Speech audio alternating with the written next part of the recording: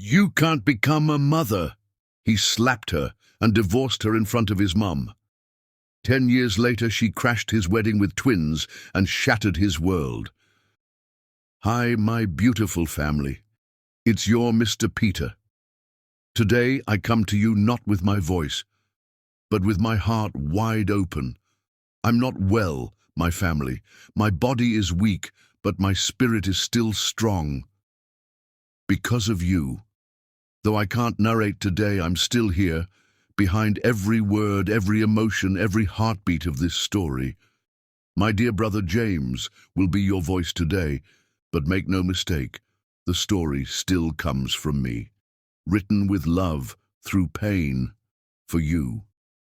But I need to share something with you from deep within.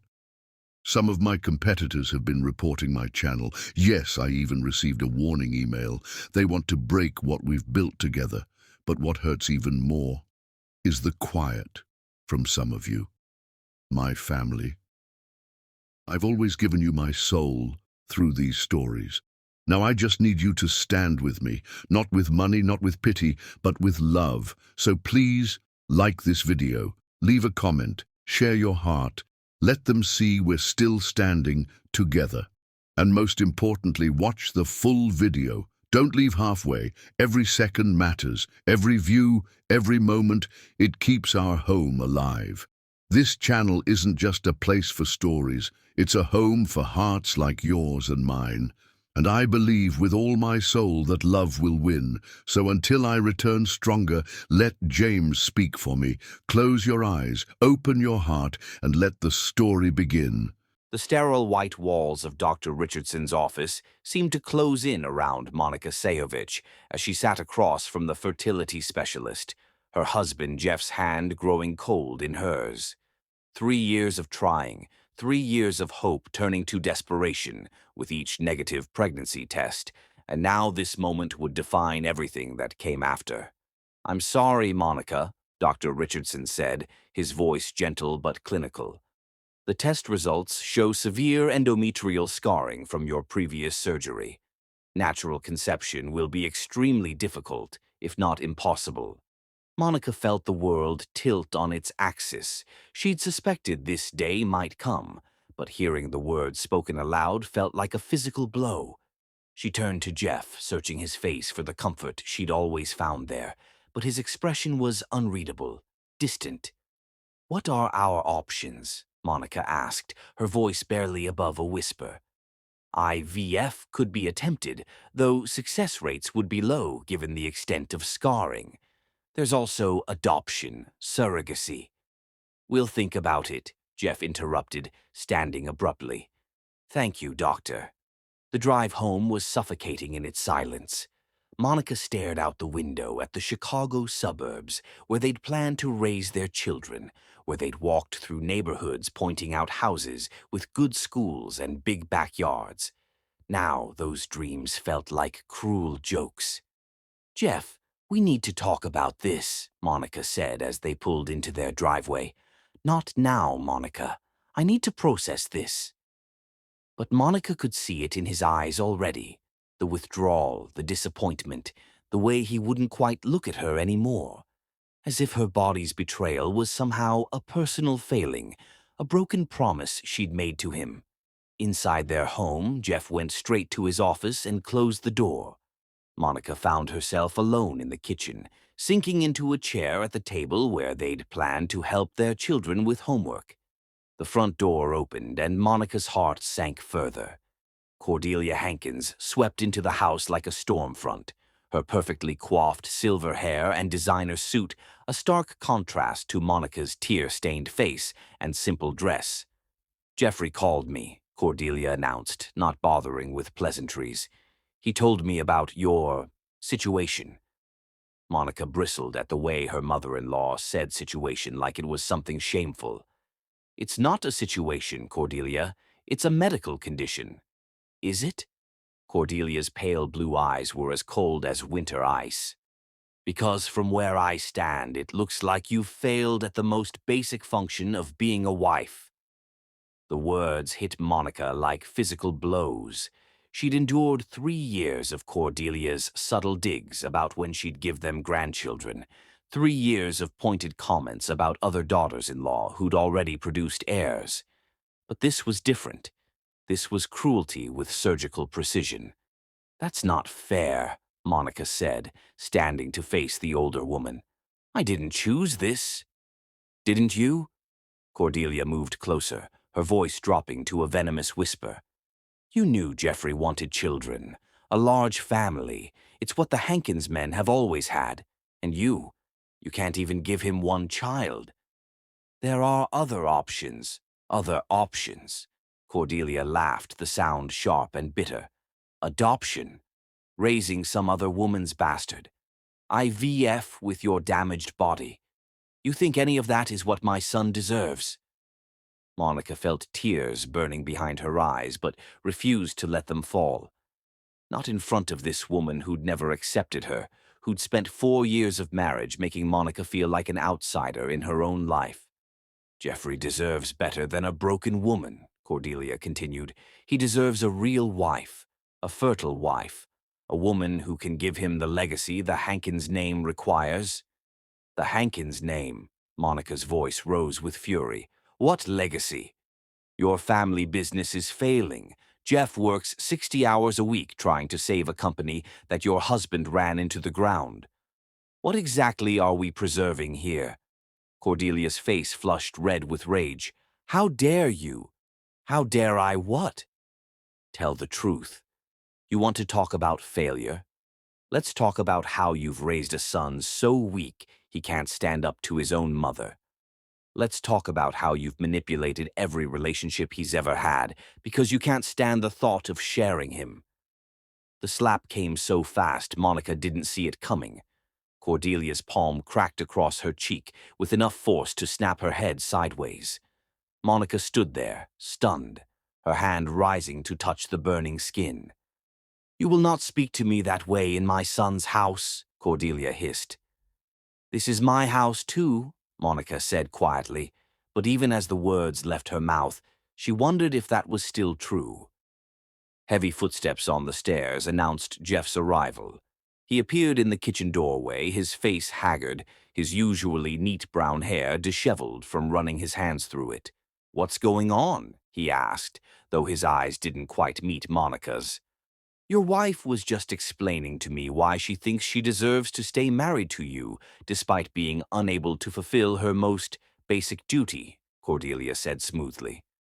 Monica watched her husband's face, waiting for him to defend her, to tell his mother she was out of line. But Jeff just stood there, his jaw working silently. "Jeff," Monica said softly, "tell her to leave." "Mom's just worried about our future," Jeff said finally. "Our future?" Monica felt something cold and final settling in her chest. "What future is that exactly?" Jeff looked at his mother, then back at Monica, and in that moment of hesitation, Monica saw everything she needed to know. 4 years of marriage, 4 years of love and laughter and dreams, and it all came down to this. When forced to choose, he would always choose Cordelia. "I can't do this anymore," Jeff said, the words tumbling out like he'd been holding them back for hours. "I can't pretend this is what I wanted. I married you because I loved you, but love isn't enough when you can't give me what I need." "What you need?" Monica's voice was dangerously quiet. "Children, Monica. A family. A real family, not some pieced-together arrangement with doctors and procedures, and hope that probably won't work anyway." The kitchen fell silent except for the tick of the antique clock on the wall, a wedding gift from Monica's grandmother. She looked at this man she'd loved, this man she'd built a life with, and saw a stranger. "You're really doing this," she said. It wasn't a question. "You can't be what I need you to be," Jeff said, his voice rising with frustration. "You can't give me children. What's the point of staying married to someone who can't fulfill the most basic purpose of marriage?" "The most basic purpose?" Monica's voice was dangerously quiet. "Not love? Not partnership? Not standing by each other when life gets difficult?" The most basic purpose is my ability to produce children. Don't make this ugly, Monica. Don't make this ugly. Monica laughed, but there was no humor in it. Your mother just slapped me in my own kitchen and told me I'm not a real woman, and you're worried about me making things ugly. Jeff's eyes flicked to his mother, and Monica saw the guilty knowledge there. He'd known Cordelia would come here. He'd probably told her to come here. A woman who can't give my son children isn't a real wife, Cordelia said again, her voice carrying the weight of final judgment. And that's when Jeff's control finally snapped. She's right, he shouted, his face red with frustration and grief and rage. You can't become a mother. You'll never be able to give me what I want most in this world, so what's the point? The words hung in the air like poison. Monica felt something inside her chest shatter completely, something that could never be repaired. Get out, she whispered. Monica, get out! The scream tore from her throat with such force that both Jeff and Cordelia took a step back. Both of you, get out of my house! And then Jeff's hand was moving, fast and vicious, catching her across the cheek with a crack that echoed through the kitchen. Monica stumbled backward, her hand flying to her face, staring at this man who had just struck her. It's not your house anymore, Jeff said, his voice cold and final. I want a divorce. Monica stood there, her cheek burning from 2 slaps in one night, watching the man she'd loved transform into someone she didn't recognize. Cordelia smiled behind him like she'd won some twisted prize. Fine, Monica said, her voice steady despite the tears finally spilling down her cheeks. But I want you to remember this moment, Jeff Hankins. I want you to remember the night you chose your mother over your wife.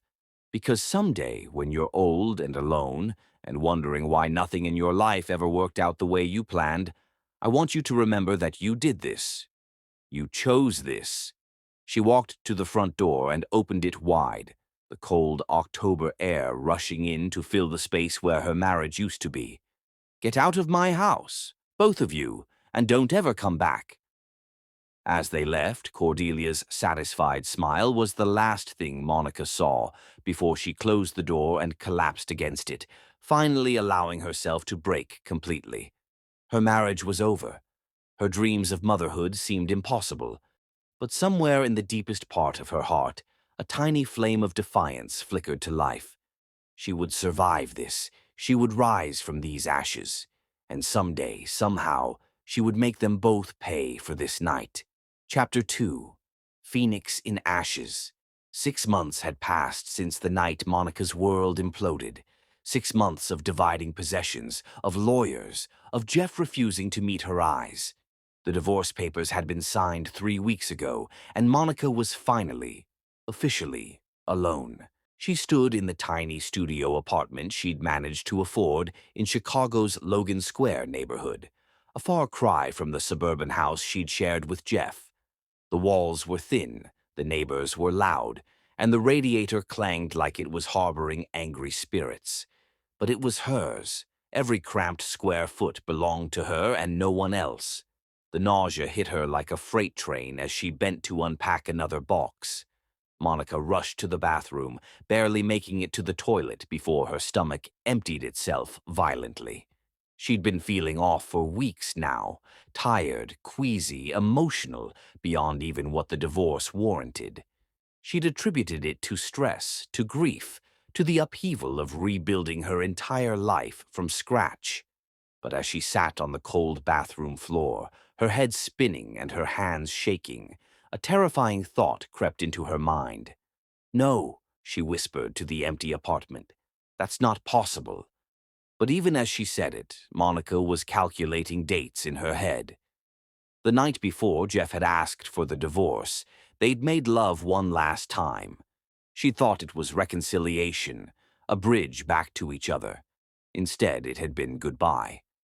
An hour later, Monica stood in the pharmacy aisle, staring at pregnancy tests like they were instruments of torture. Her hands trembled as she reached for the most expensive one, as if paying more would somehow change the outcome. Back in her apartment, Monica paced the small space while waiting for the test to process. 3 minutes had never felt so eternal. When the timer on her phone finally rang, she approached the bathroom counter like she was walking to her own execution. 2 pink lines stared back at her. Positive. Monica sank to the floor, the test clattering from her nerveless fingers. Pregnant. After 3 years of trying, after the devastating diagnosis, after losing Jeff because she couldn't conceive, she was pregnant. The irony was so cruel it would have been funny if it weren't destroying her all over again. She called in sick to her temp job at the insurance office and spent the day in a daze, alternating between terror and a strange, fierce joy. By evening, she'd made her decision. She had to tell Jeff. Whatever had happened between them, he deserved to know he was going to be a father. Monica's hands shook as she dialed his number. It rang 4 times before going to voicemail.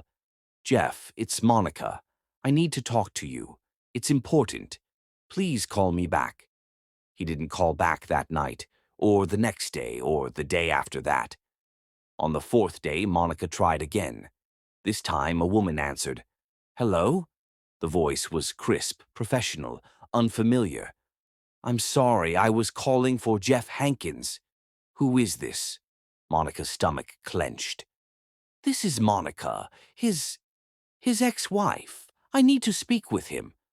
There was a pause, then the sound of the phone being covered and muffled conversation. When the woman came back on the line, her voice was colder. "Jeff doesn't want to speak with you. Please don't call this number again." "Wait, please, I just need—" The line went dead. Monica stared at her phone, disbelief warring with growing panic. She tried calling again, but this time it went straight to voicemail. Jeff had blocked her number.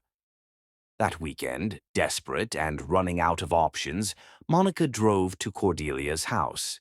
If Jeff wouldn't take her calls, maybe his mother would at least listen. Maybe family loyalty would mean something when it came to a grandchild. Cordelia answered the door in a silk blouse and pearls, as if she'd been expecting company for tea rather than her despised former daughter-in-law. "What are you doing here?" Cordelia's voice could have frozen the water. "I need to speak with Jeff. It's urgent." "Jeffrey is busy. He's moving on with his life, as he should. I suggest you do the same."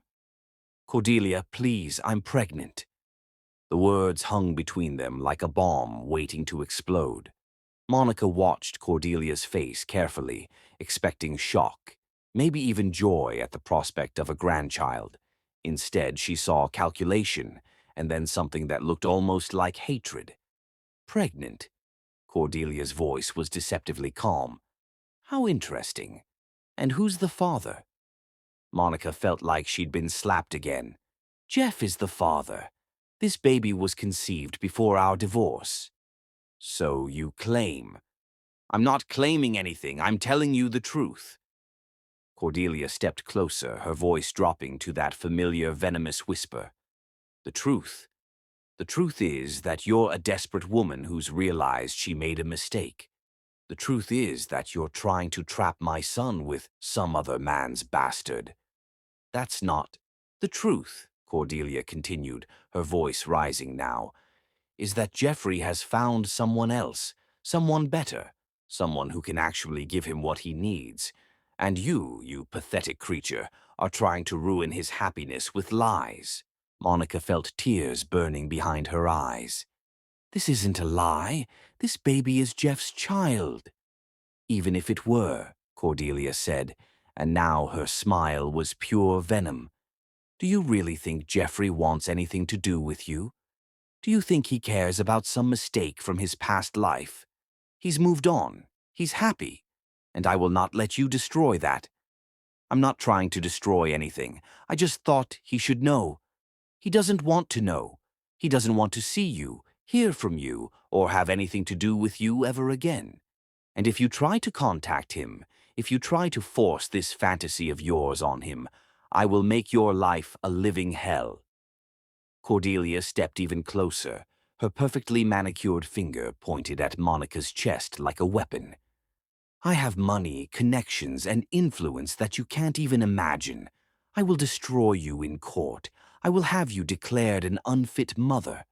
I will make sure you lose everything, including that baby, if you don't disappear from our lives completely." Monica stood there, stunned by the naked cruelty in the older woman's voice. She'd known Cordelia disliked her, but this was pure evil. "You can't mean that." "Try me," Cordelia said. "Walk away now, and I'll let you keep your little secret. Keep trying to force your way back into Jeffrey's life, and I will destroy you so completely that you'll wish you'd never been born." Monica looked into those cold blue eyes and saw the truth there. Cordelia would do exactly what she threatened. She had the resources and the ruthlessness to make good on every word. "Fine," Monica said quietly. "I'll go. But someday, Cordelia, someday you're going to regret this. Both of you." As Monica walked back to her car, she felt something shifting inside her. The scared, desperate woman who'd come here begging for scraps of acknowledgement was dying, and something harder, stronger, was being born in her place. She drove to the lake, to the spot where she and Jeff used to watch sunsets during happier times. The water was gray and choppy, reflecting the cloudy sky. Monica sat on a bench and placed her hands on her still flat stomach. "It's just you and me now," she whispered to the baby growing inside her. "But that's okay. I'm going to be enough. I'm going to be everything you need." The next morning, Monica called her supervisor at the temp agency and quit. Then she called the admissions office at Northwestern University Law School. "I'd like to inquire about your part-time evening program," she said. If Jeff and his mother thought they could erase her from their lives, they were wrong. If they thought she would disappear quietly into the night, they had vastly underestimated who she was becoming. 3 weeks later, at her first prenatal appointment, Monica discovered she was carrying twins. As she stared at the ultrasound screen showing 2 tiny heartbeats, she felt a fierce protective love unlike anything she'd ever experienced. "2 babies," Dr. Patel said with a smile. "Congratulations." "Thank you," Monica whispered, tears streaming down her face. But these weren't tears of sadness or fear. These were tears of determination. She was going to raise these children alone. She was going to become a lawyer. She was going to build a life so magnificent that Jeff and Cordelia would choke on their own cruelty. And someday, when she was ready, when she was powerful enough to protect her children from their poison, she would make sure they knew exactly what they had thrown away. The phoenix was rising from the ashes of her old life, and she was going to burn brighter than they ever imagined possible. Chapter 3. 2 Hearts, 1 Warrior. The contractions started at 3 a.m. on a bitter February morning, 8 weeks before Monica's due date. She woke up in her studio apartment, water breaking across the sheets she'd just washed, with no one to call and no one to help her to the hospital, except the ambulance she couldn't afford. "Please," she whispered to the babies inside her as another contraction tore through her body. "Not yet. Mama's not ready yet." But Darius and Maximus Sehovich had their own timeline. They arrived at Chicago General Hospital after 14 hours of labor, tiny and perfect, and fighting for their lives in the NICU. Monica, exhausted and terrified, pressed her face against the glass of their incubators and made them a promise. "I don't know how to do this," she whispered to their sleeping forms, connected to more wires and tubes than seemed possible for such small bodies. "But I'm going to figure it out. I'm going to be everything you need." The hospital's social worker, a kind woman named Carmen Rodriguez, found Monica crying in the pumping room 3 days later. "Honey," Carmen said gently, "is there anyone I can call for you? Family? The baby's father?" Monica looked up with red-rimmed eyes. "There's no one. It's just us." Carmen sat down beside her. "That's not true. There's a whole network of support out there for women like you. Single mothers, students, women rebuilding their lives. You just have to be brave enough to reach for it." Carmen was right. Over the next weeks, as Darius and Maximus grew stronger in the NICU, Monica discovered an underground network of women who understood her struggle. There was Deshawn, a nurse who worked the night shift and let Monica stay past visiting hours. There was Professor Williams from Northwestern, who helped Monica defer her law school admission until the fall when the babies would be older. There was Mrs. Chen from down the hall, an elderly widow who offered to babysit in exchange for help with her groceries. When the twins finally came home after 6 weeks in the hospital, Monica's tiny studio had been transformed. Donated baby furniture filled every corner. Diapers and formula lined the shelves. A changing table that folded down from the wall created a nursery in the space that had once been her dining area. "Thank you," Monica whispered to the empty room, overwhelmed by the kindness of near strangers who had rallied around her and her sons. The first months were a blur of sleepless nights and endless feedings. Monica worked part-time at a legal aid clinic during the day, while Mrs. Chen watched the babies, then came home to feed them, play with them, love them with an intensity that sometimes scared her. Every milestone felt like a victory.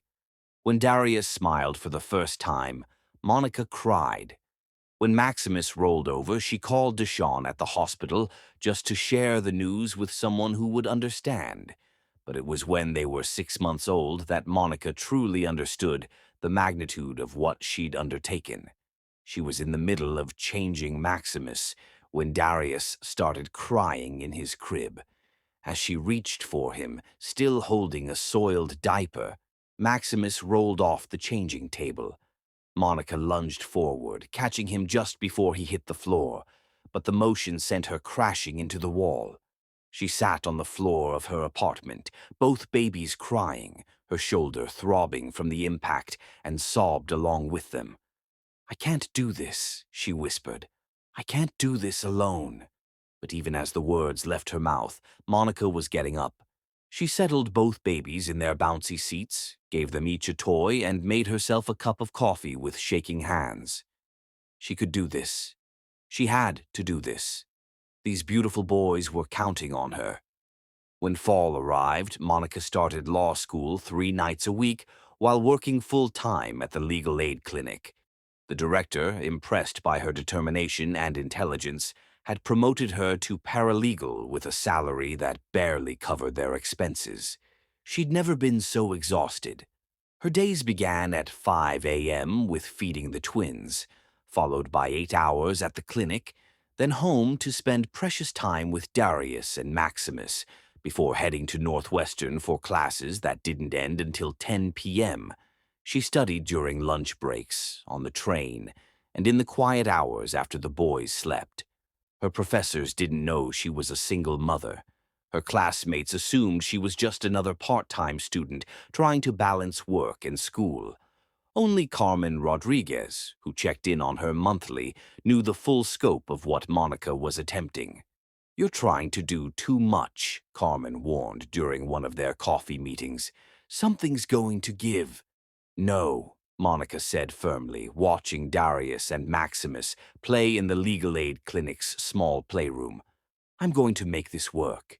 They deserve better than a lifetime of struggle." And somehow, impossibly, she did make it work. Monica's grades were stellar, partly from desperation and partly from the fierce intelligence that had always been her greatest asset. She discovered she had a gift for family law, for understanding the pain and complexity of broken relationships.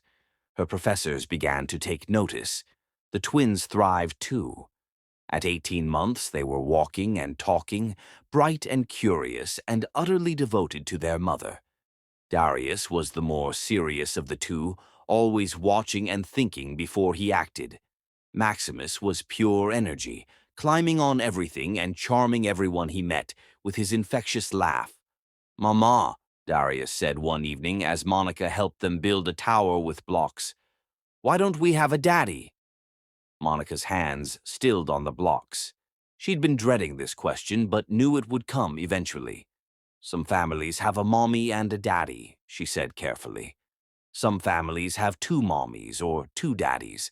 And some families, like ours, have just a mommy who loves her boys so much that she's enough for everyone. But other kids have daddies, Maximus added, not understanding the weight of his words. I know they do, baby. And maybe someday we'll have more people in our family. But right now it's just us three, and we're perfect exactly as we are. That night, after the boys were asleep, Monica allowed herself a moment of grief for the family she'd imagined when she was married to Jeff. The suburban house, the family dinners, the help with bedtime routines and school events. She mourned it briefly, then pushed the sadness away. She couldn't afford to dwell on what might have been. By the time the twins turned 2, Monica had completed her first year of law school with a 3.8 GPA. She'd also been offered a full-time position at the legal aid clinic with benefits and a salary that would allow her to move to a 2-bedroom apartment in a better neighborhood. You're amazing, you know that? Deshawn told her as they watched Darius and Maximus play in the hospital's family waiting room. Monica had brought them for their checkups, and Deshawn had insisted on seeing how big they'd grown. I'm just doing what needs to be done, Monica said, but she felt a flush of pride. She was amazing. She was raising 2 brilliant, beautiful children while earning a law degree and building a career. She was doing something she would have thought impossible 3 years ago. Their father doesn't know what he's missing, Deshawn said quietly. Monica watched her sons, now sturdy toddlers with their father's green eyes and her own determination written in every line of their small bodies. No, she said finally. He doesn't. But that's his loss, not theirs. As they left the hospital that day, Darius riding on Monica's shoulders while she carried Maximus, Monica caught their reflection in the glass doors. She looked tired but strong, her law school bag slung across her body, her sons healthy and happy in her arms. She thought about Jeff and Cordelia, probably assuming she'd disappeared into obscurity, that their cruel dismissal had been the end of her story. They had no idea that every harsh word, every moment of cruelty, had been fuel for the fire that was driving her forward. They had no idea that Monica Sehovich was becoming someone they would never recognize, someone powerful, someone who could protect her children from anyone who tried to hurt them, someone who was going to make them pay for what they'd stolen from her sons. But first, she had to finish building herself into the woman she was meant to be, the woman who would someday crash their perfect world with the truth they'd tried so hard to bury. Come on, my beautiful boys, she whispered as they walked toward the bus stop. Let's go home and conquer the world together. Chapter 4. Queen of Her Own Kingdom. 5 years after graduating law school summa cum laude, Monica Sehovich stood in the corner office of her downtown Chicago law firm, looking out at the city skyline that had once seemed impossibly far from her tiny studio apartment. The brass nameplate on her mahogany desk read, Monica Sehovich, founding partner Sehovich and Associates, and every time she saw it, she felt a surge of fierce pride. The law firm specialized in family law, but not the kind that handled amicable divorces and simple custody arrangements. Monica's practice was a fortress for women at war, women fighting abusive husbands, women whose children had been threatened, women who'd been left with nothing and needed a warrior to help them reclaim their lives. Mrs. Patterson is here for her 3 o'clock, her assistant Elena announced through the intercom. Monica straightened her Armani blazer and checked her reflection in the window.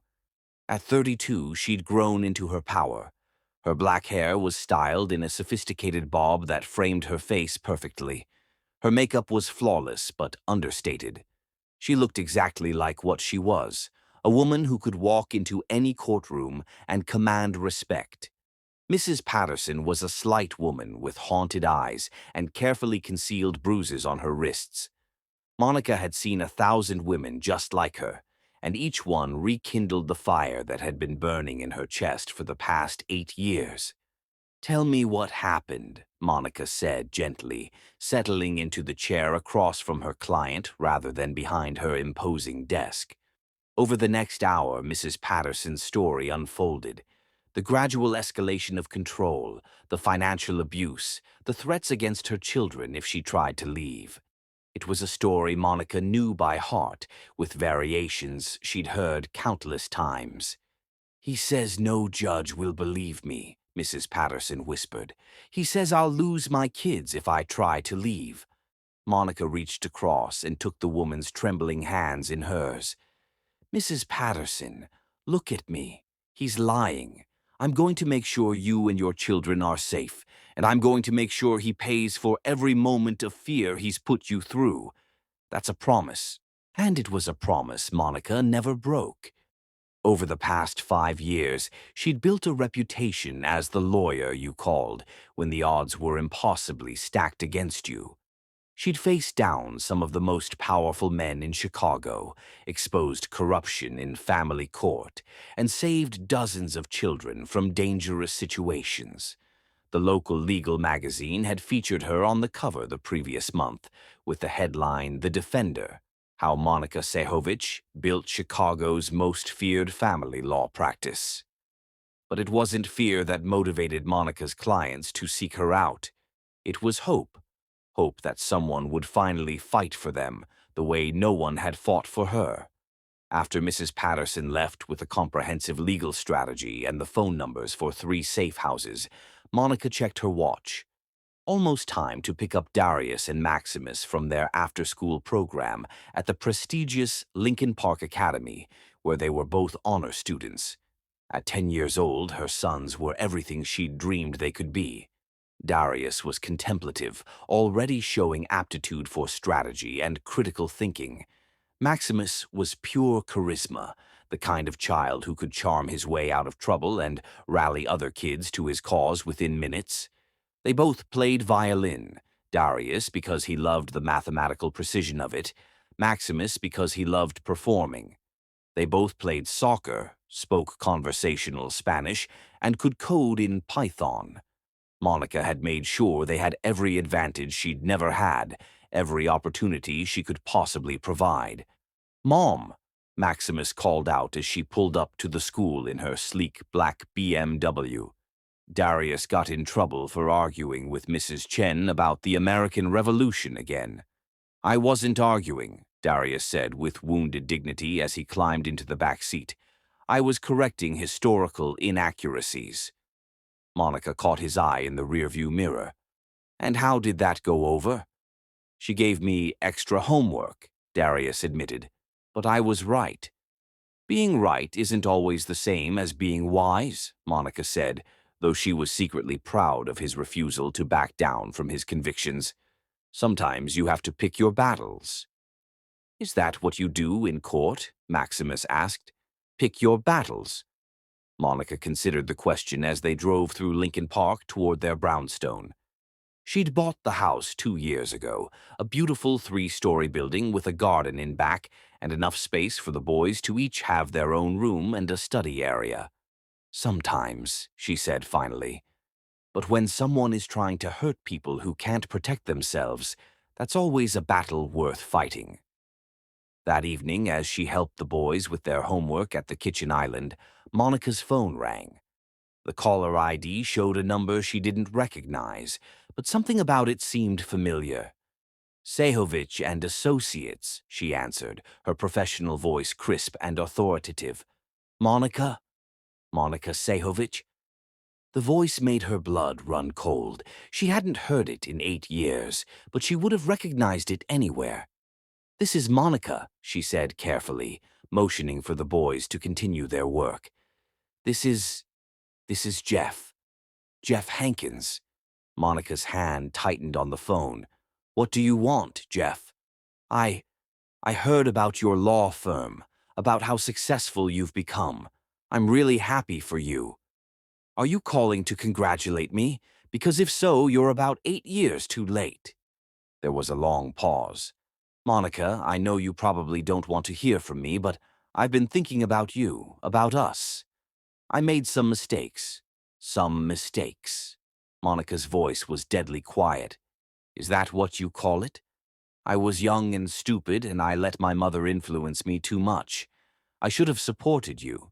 I should have believed in us." Monica looked at her sons, bent over their math homework, completely absorbed in their work. Jeff had no idea they existed. He had no idea that his mistakes had cost him the chance to know these incredible children. "Jeff," she said finally, "I'm going to say this once, and then I never want to hear from you again. You didn't make mistakes. You made choices. You chose your mother's approval over your wife. You chose cruelty over compassion. You chose to abandon us when I needed you most. Monica, please." "I'm not finished." Her voice cut through his pleading like a blade. "I've built a life that's better than anything you could have given me. I have everything I ever wanted, and I got it all without you. So whatever midlife crisis or bout of nostalgia brought you to my phone number, deal with it somewhere else. I just thought maybe we could talk, maybe grab coffee and—" "Jeff." Monica's voice was sweetly poisonous. "Go to hell." She hung up and immediately blocked the number, her hands shaking with rage and adrenaline. "Mom?" Darius looked up from his homework, concern written across his features. "Are you okay?" Monica took a deep breath and smoothed her expression back into calm. "I'm fine, baby. Just work stuff." But she wasn't fine. Jeff's call had shaken something loose inside her, some carefully contained fury that she'd been using as fuel for years. He was thinking about her, missing her, wanting to reconnect. The irony was breathtaking.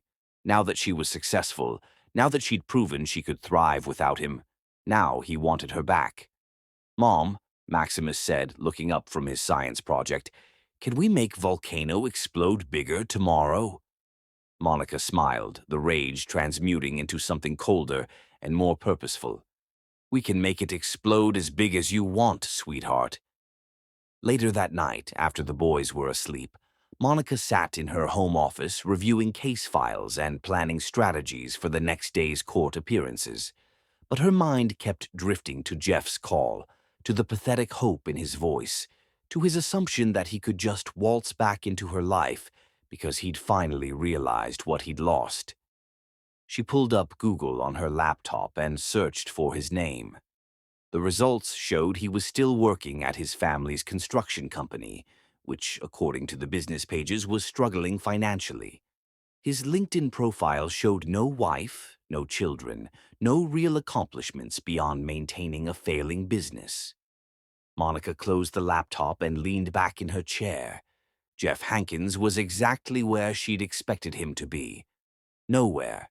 Still under his mother's thumb, still living a small life in a small world, still thinking that the universe revolved around his wants and needs.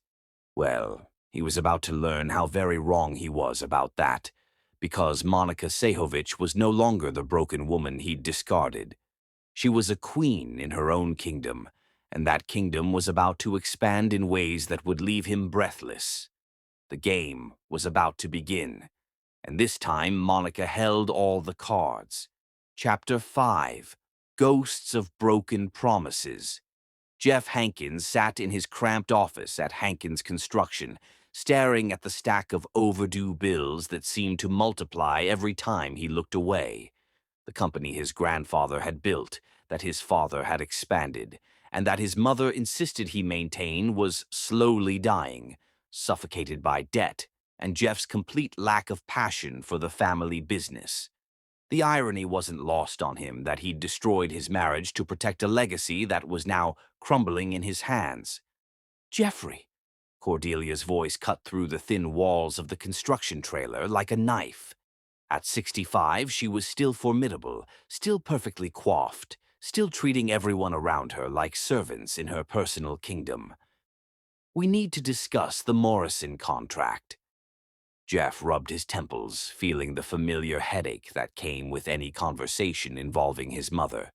The Morrison contract was a small residential job that would barely cover payroll for 2 weeks, but Cordelia discussed it like it was a multi-million-dollar development deal.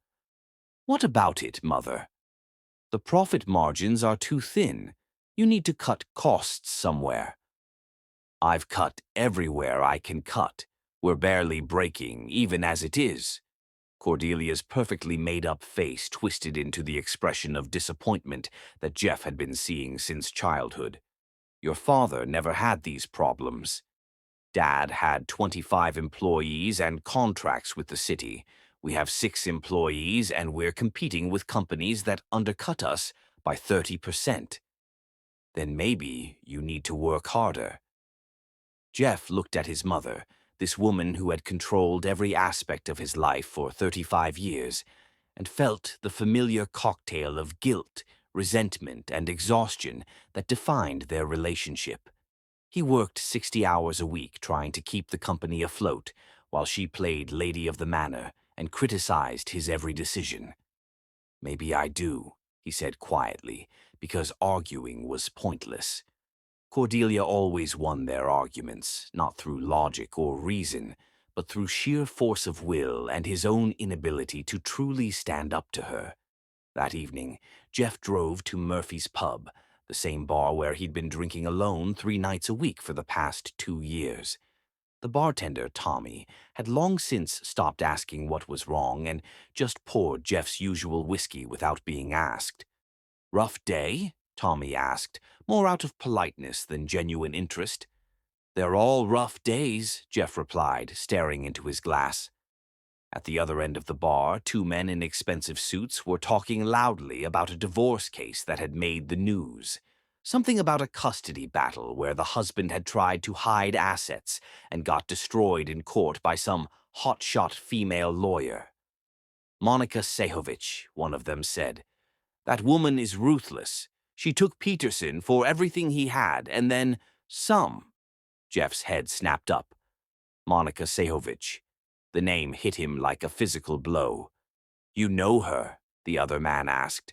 "Know of her. She's got this family law practice downtown, specializes in high-conflict divorces. Men in this city are terrified of her."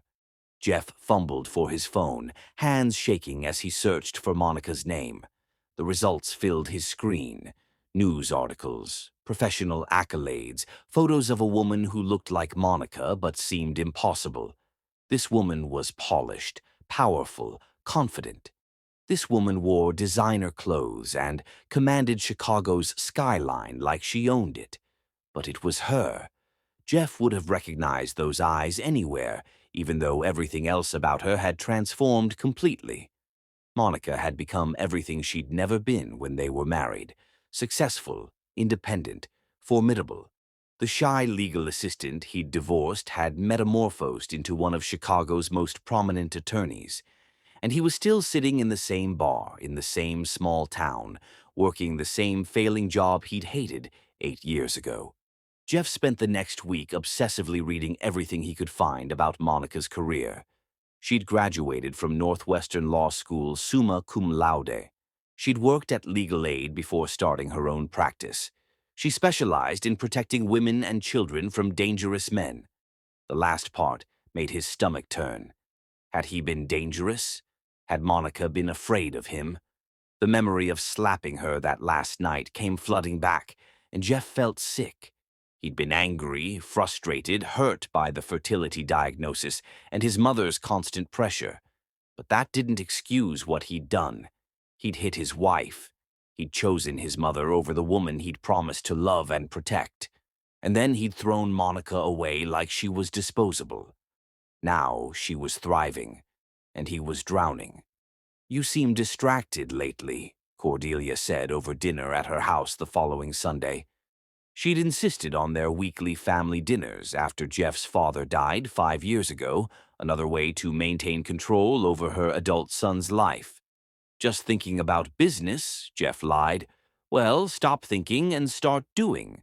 The Henderson Project needs your attention." The Henderson Project was a kitchen renovation that would take 3 weeks and net them maybe $2,000 after expenses. Jeff nodded and made appropriate noises, but his mind was elsewhere. He thought about Monica every day now, not just about who she'd become, but about who she'd been when they were together. Her laugh when she found something genuinely funny, the way she'd curled against him during movies, how she'd supported his dreams of expanding the business, even when he'd been too afraid of his mother's disapproval to pursue them. Monica had believed in him once. She'd seen potential in him that he'd never seen in himself. And he'd repaid that faith by abandoning her when she needed him most.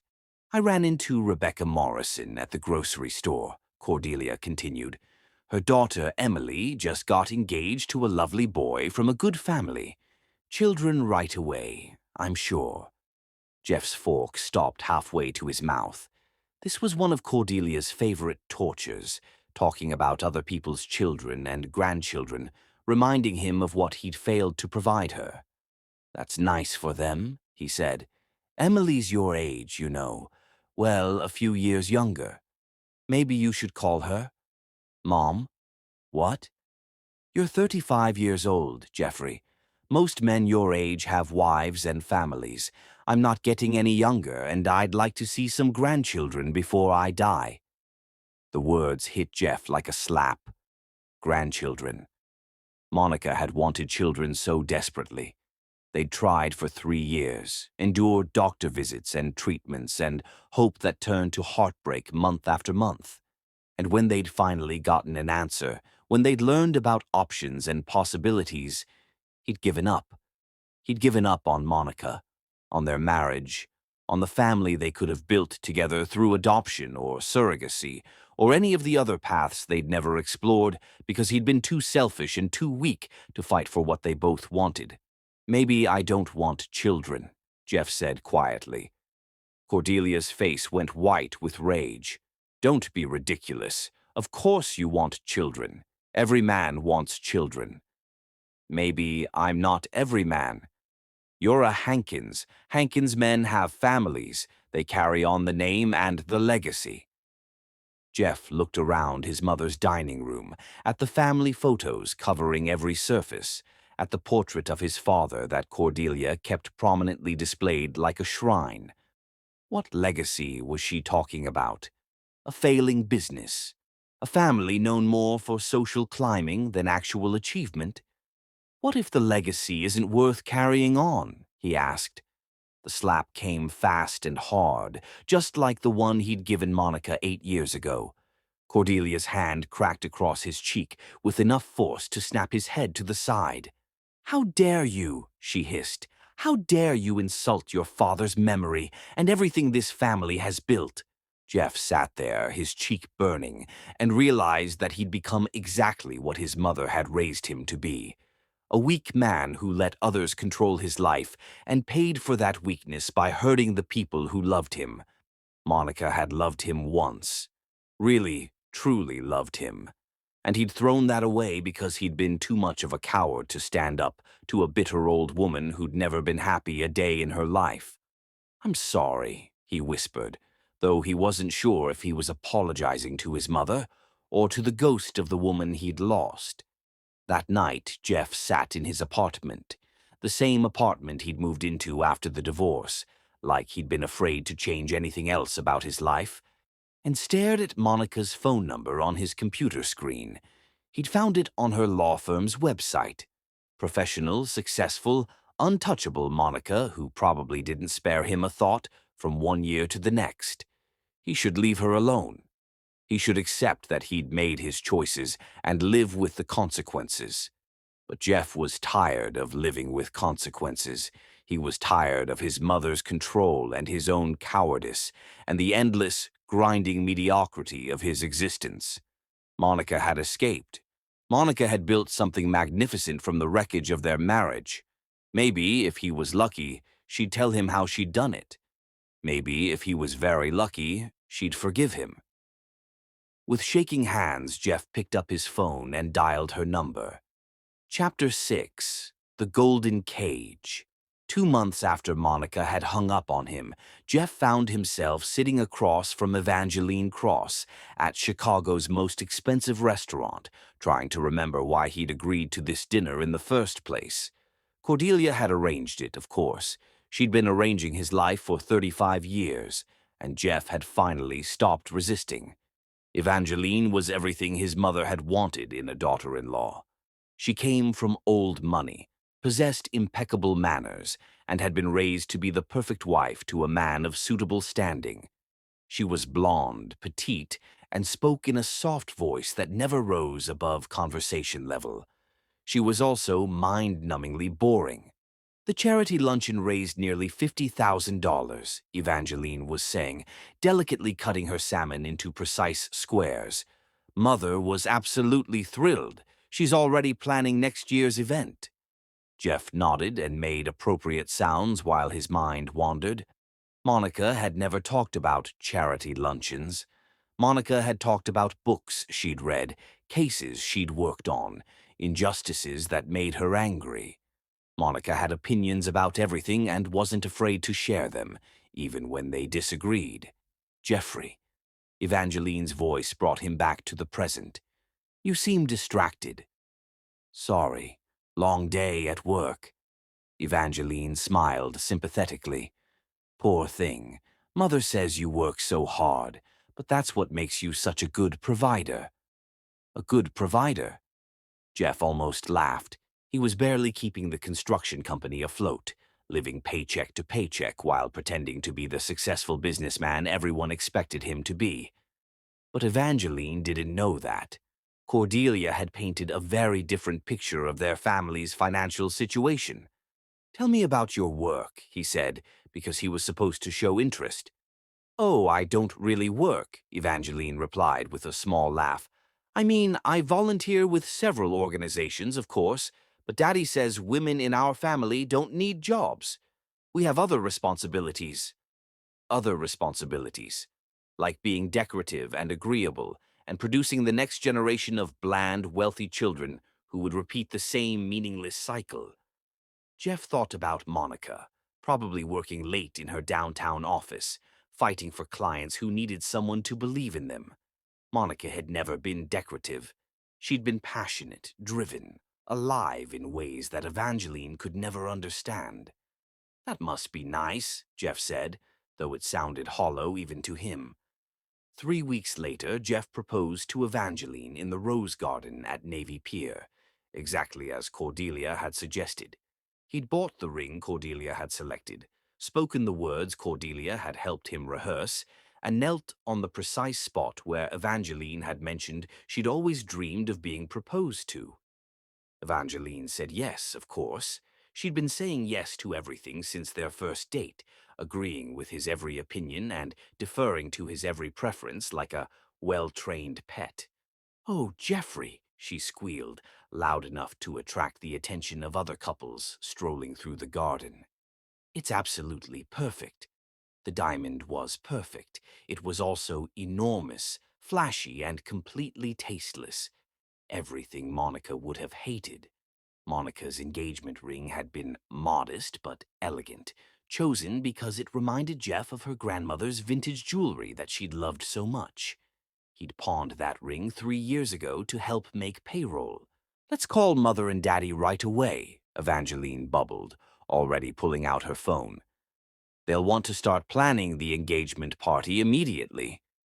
And just like that, Jeff's proposal became about everyone except the 2 people who were supposed to be getting married.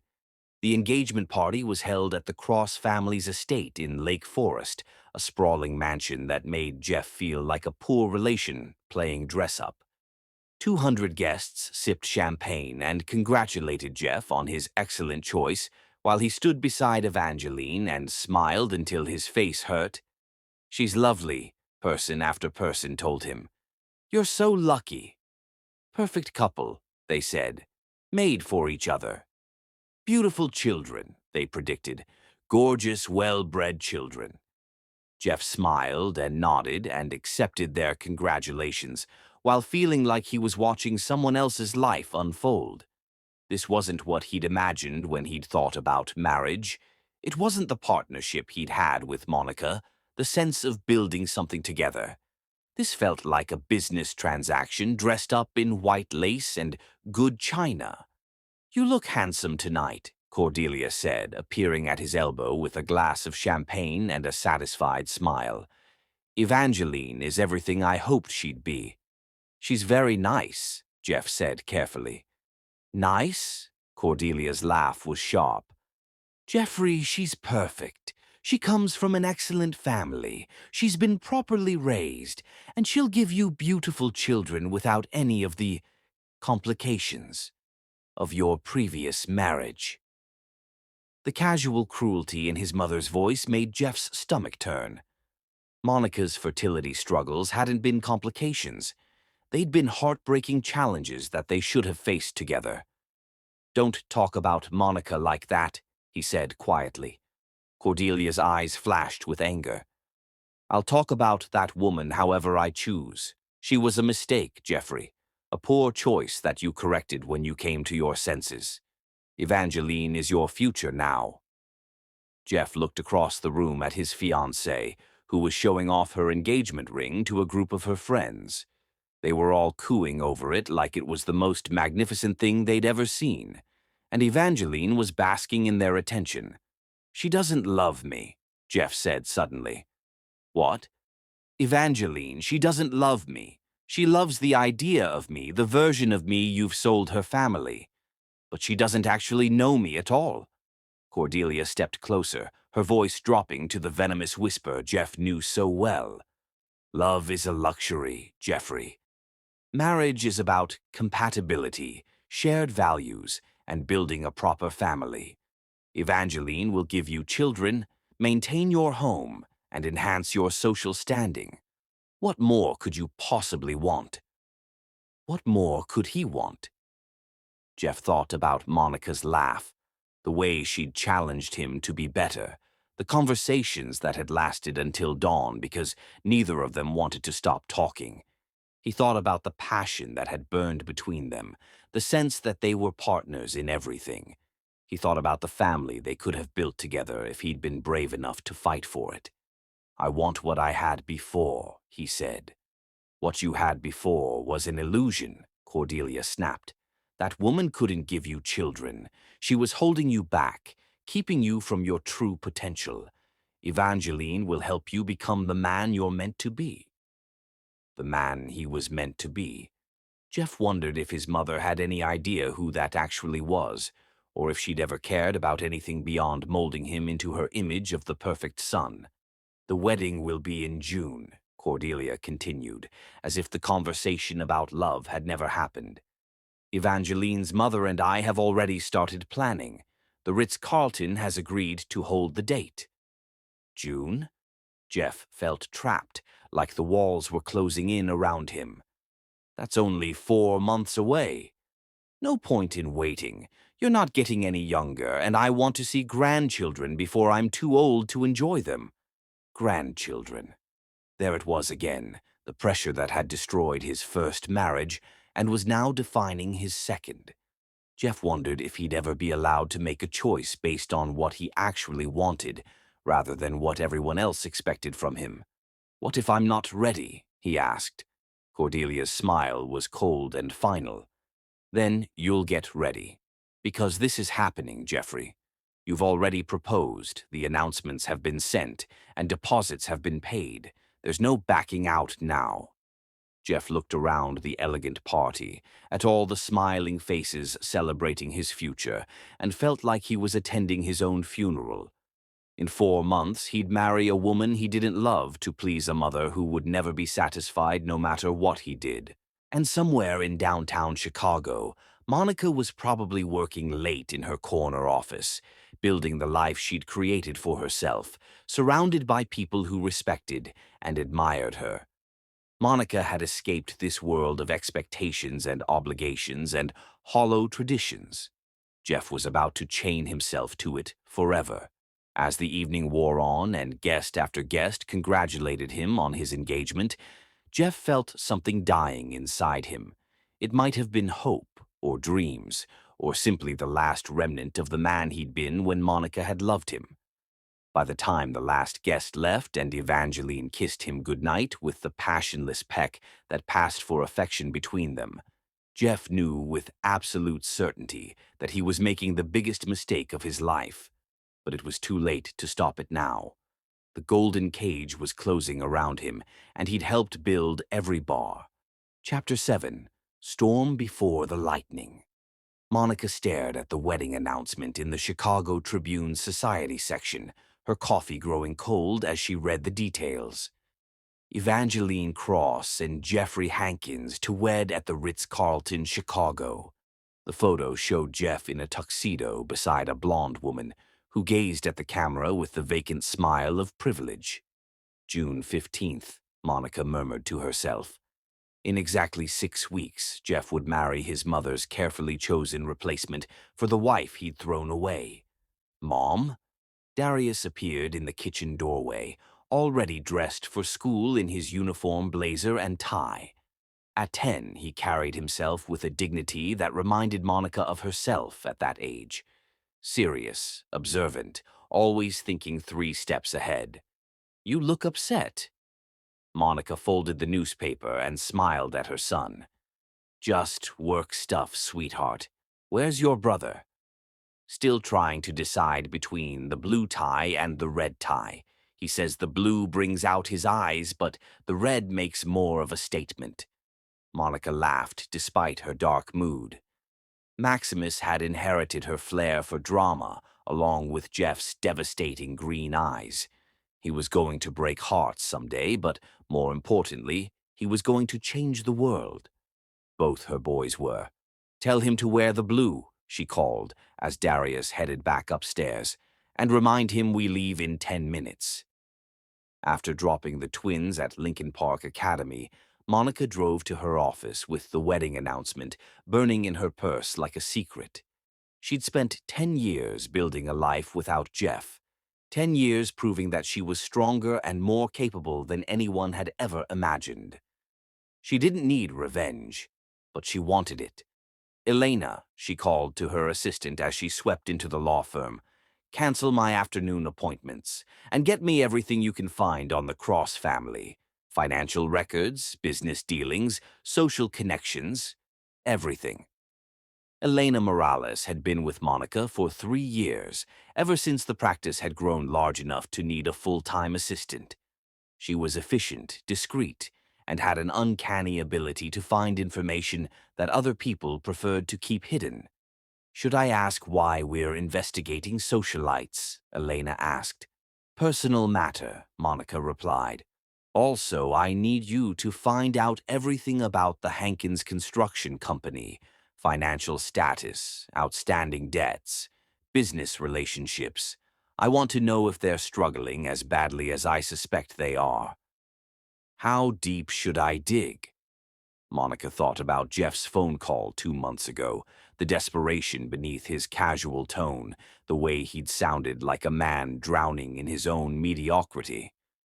"Deep enough to find the bottom," she said. Over the following weeks, Monica systematically gathered intelligence on Jeff's new life. The Cross family was exactly what she'd expected. Old money, conservative values, and social connections that opened doors. Evangeline was their only daughter, raised to marry well and maintain appearances. The Hankins Construction Company, on the other hand, was a disaster. They were 6 months behind on loan payments, had lost 3 major contracts in the past year, and were operating with a skeleton crew. Jeff's father had left the business heavily mortgaged, and Jeff clearly didn't have the skill or vision to turn things around. "Interesting," Monica murmured, making notes in the margins of the financial reports. "Mom?" Maximus appeared in her doorway, his homework apparently finished. "Can I ask you something?" "Of course, baby. Do you ever think about our dad?" The question hit Monica like a physical blow. She'd been so careful over the years, so determined to raise her sons without bitterness or resentment. They knew their father had left before they were born, but she'd never told them the whole truth about why.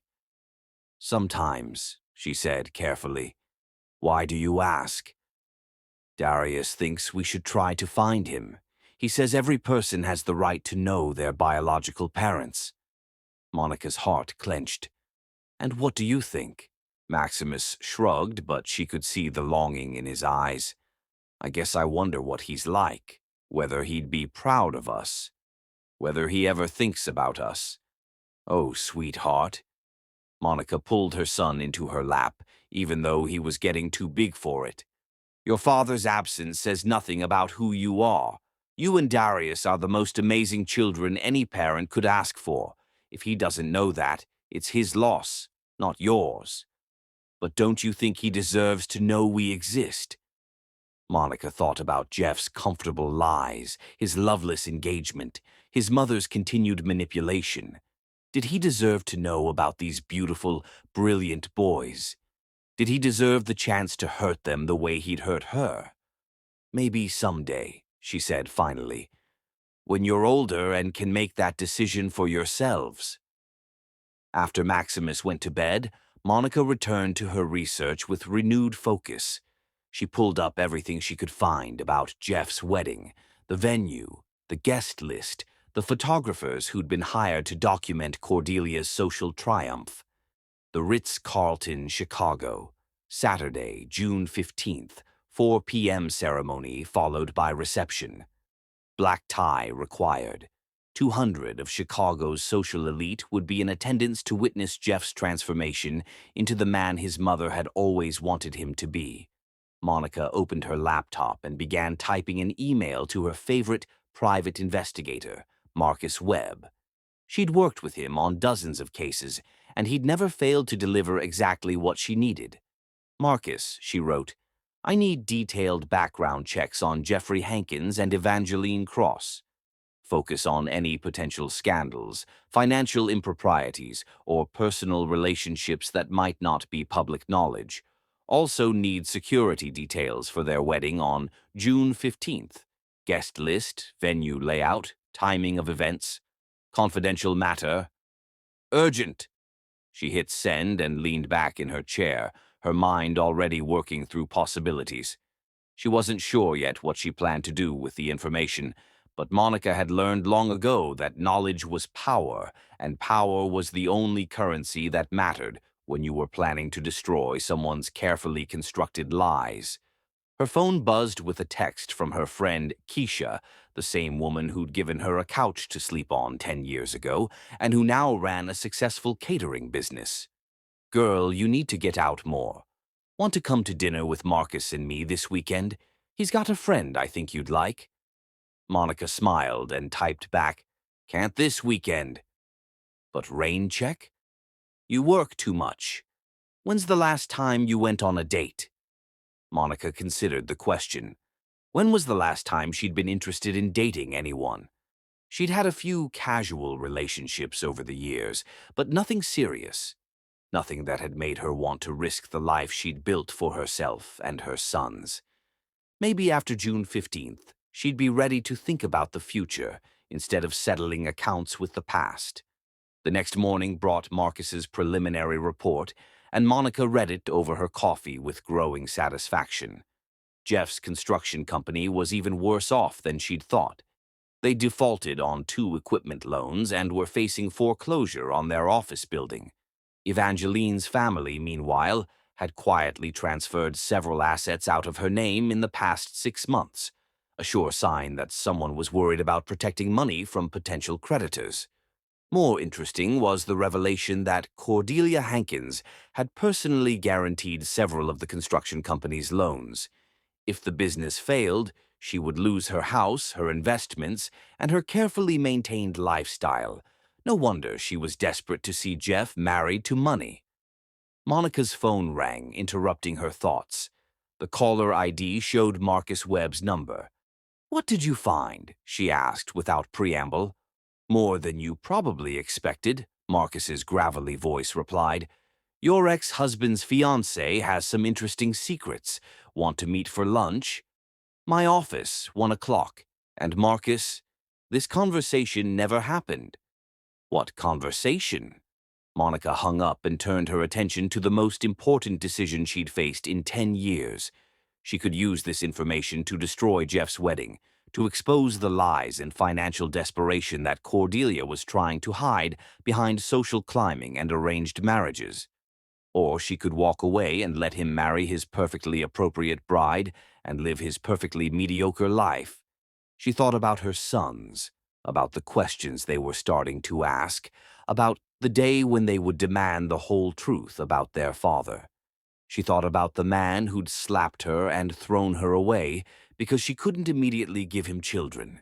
She thought about justice. Monica opened her calendar and marked June 15th with a simple notation. Wedding. The storm was gathering, and when it broke, it would wash away everything Jeff thought he knew about his safe, controlled world. He'd thrown away his phoenix once.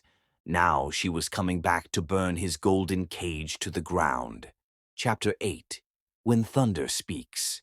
The Ritz-Carlton Chicago had been transformed into a fairy tale setting, all white roses and crystal chandeliers, with enough flowers to stock a small greenhouse.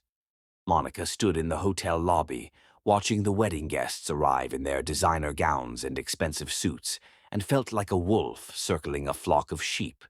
She'd chosen her outfit carefully, a midnight blue Valentino dress that hugged her curves and commanded attention, paired with Jimmy Choo heels that added 4 inches to her already imposing height. Her hair was styled in an elegant updo that showcased the diamond earrings she'd bought herself to celebrate winning her biggest case last month. She looked like exactly what she was, a woman who had built an empire from ashes and wasn't afraid to burn down anyone who stood in her way. Beside her, Darius and Maximus stood like young princes in their perfectly tailored navy suits. She debated bringing them, but ultimately decided that Jeff needed to see exactly what his choices had cost him. The boys thought they were attending a family friend's wedding, and Monica had carefully prepared them for what might happen. "Remember," she said quietly as they walked toward the ballroom, "no matter what happens in there, you stay calm and stay close to me." "Yes, ma'am," Darius said, his hand instinctively reaching for his brother's. Even at 10, he had protective instincts that would serve him well in life. Monica checked her watch. 4:15 p.m. The ceremony had started 15 minutes ago, which meant Jeff and Evangeline were probably in the middle of their vows right now. Perfect timing. She approached the uniformed usher at the ballroom doors, a young man clearly overwhelmed by the event's scale. "I'm sorry, ma'am, but the ceremony has already begun. I can't seat anyone until—" Monica smiled, the expression sharp enough to cut glass. "I'm Monica Sehovich. I believe I'm on the guest list." She wasn't, of course, but she said it with such authority that the young man immediately began scanning his clipboard with growing panic. I don't see your name here, but maybe—" "Don't worry about it," Monica said smoothly, already moving past him. "Family friends of the groom. We'll just slip in the back." Before he could protest, Monica was through the doors with her sons beside her, entering a ballroom filled with 200 of Chicago's most prominent citizens. The ceremony was indeed in progress, with Jeff and Evangeline standing at an altar that probably cost more than most people's cars. Monica positioned herself at the very back of the room, in the shadows where she could observe without being noticed. From here, she had a perfect view of the proceedings and a clear path to the front when the moment came. Jeff looked miserable. Even from a distance, Monica could see the tension in his shoulders, the way he kept glancing at his mother in the front row, as if seeking permission to breathe. He was going through the motions of happiness, but anyone who'd known him as well as Monica had could see the truth. Evangeline, on the other hand, glowed with the satisfaction of a woman who'd achieved everything she'd been raised to want. She was beautiful in an untouchable way, like a porcelain doll that had never been played with. Her wedding dress probably cost more than Monica's car, and she wore it like armor against the complexities of real life. "Dearly beloved," the minister intoned, "we are gathered here today to witness the union of Jeffrey Hankins and Evangeline Cross in holy matrimony." Monica felt Maximus shift beside her, his attention caught by something at the front of the room. When she followed his gaze, she saw what had captured his interest. Jeff's face, visible in profile as he faced his bride. "Mom," Maximus whispered, barely audible even to her. "Is that—" "Shh," Monica murmured, her hand finding his shoulder. Wait. The ceremony proceeded with all the warmth of a business merger. Jeff and Evangeline repeated their vows with the enthusiasm of people reading a grocery list, while Cordelia dabbed at her eyes with a handkerchief that probably cost more than most people's monthly rent. If anyone has any reason why these two should not be joined in marriage, the minister continued, speak now or forever. Hold your peace. The traditional pause stretched out, filled with the rustle of expensive fabric and the distant sound of traffic from Michigan Avenue. Monica felt her heart hammering against her ribs as she prepared to step forward. This was it, the moment that would change everything. She stepped out of the shadows and into the aisle, her voice cutting through the silence like a blade. I object. This man abandoned his children. The effect was instantaneous and devastating. 200 heads turned toward her in unison, a wave of shocked murmurs rippling through the crowd. At the altar, Jeff went white as a sheet, his mouth falling open in disbelief. Evangeline looked confused, as if she couldn't quite process what was happening. But it was Cordelia's reaction that Monica savored most. The older woman's face went through a rapid succession of emotions: confusion, recognition, and then pure, undiluted rage. This man, Monica continued, her voice carrying the authority she'd developed in countless courtrooms, abandoned his children. The murmurs grew louder, shocked exclamations echoing off the crystal chandeliers. Monica began walking down the aisle, her sons beside her, every eye in the room following their progress. "Excuse me," the minister stammered, "but who are you?" "I'm Monica Sehovich," she replied, never taking her eyes off Jeff's stricken face. "And these are my sons, Darius and Maximus Sehovich." She paused at the front of the room, close enough now to see the exact moment when Jeff's gaze fell on the boys, and the truth hit him like a physical blow. The resemblance was unmistakable. They had his eyes, his jawline, his height. There was no question who had fathered these children. 10 years ago, Monica continued, her voice carrying to every corner of the ballroom, Jeffrey Hankins was my husband. When I couldn't immediately conceive, he divorced me, called me broken, said I wasn't a real woman because I couldn't give him children. Evangeline's perfectly made-up face crumpled with confusion and dawning horror. Jeffrey. What is she talking about? But Jeff couldn't speak.